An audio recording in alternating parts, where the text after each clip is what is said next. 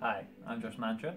I'm here to talk today about Actual Reality, a game I got to play today, which is out, or soon to be out, for the Trs-80.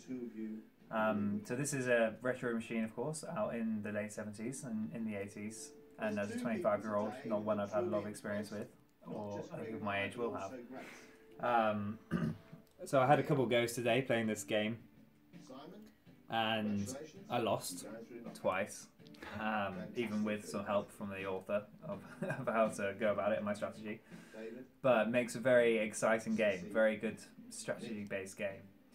So a good thing about the older consoles, a lot of people experience, is when you don't have graphics to rely on for excitement, you have to rely on other features like the strategy and actually thinking. Excitement comes from other things. Mathematics. Yeah, mathematics, calculation. You don't just there's not just pictures to play with.